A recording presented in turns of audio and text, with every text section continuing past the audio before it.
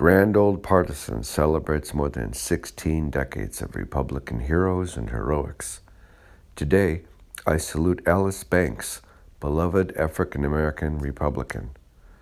She was born in Allentown, Pennsylvania on April 15, 1921. Ever the pioneer, Mrs. Banks enlisted as a corporal in the U.S. Women's Army Auxiliary Corps, the WACS, in 1942, and was in the first group of Negro women sent to France during World War II. In 2004, she was elected to the Black Patriots Foundation Hall of Honor, and her uniform is at the Women's War Memorial, Arlington National Cemetery. Mrs. Banks was an employee of the Sheraton Corporation for 28 years.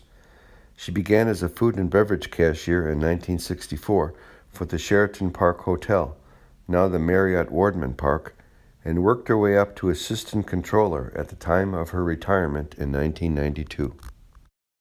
Mrs. Banks was a lifetime Big Tent Republican and was active in both local D.C. and national Republican activities. She was a precinct chair beginning in 1968 and held numerous leadership positions in the D.C. Republican Party, including Ward 1 chair and vice chair of the D.C. Republican Committee. She was a delegate at numerous Republican national conventions, dating back to Ronald Reagan's nomination in Detroit in 1980. She was also a delegate for George H. Bush, Bob Dole, George W. Bush, and served as Washington, D.C. co-chair for several delegations. In 1997, the D.C. Republican National African American Council recognized her dedication and service to the Republican Party for volunteerism. She was honored by the D.C. Republican Party with its Lincoln Douglas Award in 2010 and by the Log Cabin Republicans. In 2013, the Republican National Committee honored Mrs. Banks for her leadership and dedication to the Republican Party in a ceremony at the African American Civil War Memorial. Gung-ho about everything, the tireless activist was completely dedicated to the Republican Party.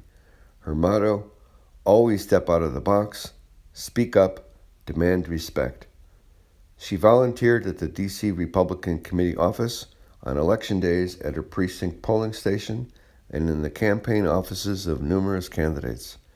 She was also an active member and officer of the D.C. League of Republican Women.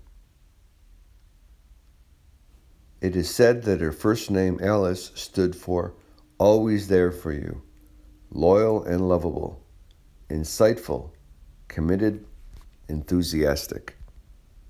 Alice Banks reached age 93. Back to basics for the Republican Party is my civil rights history of the GOP.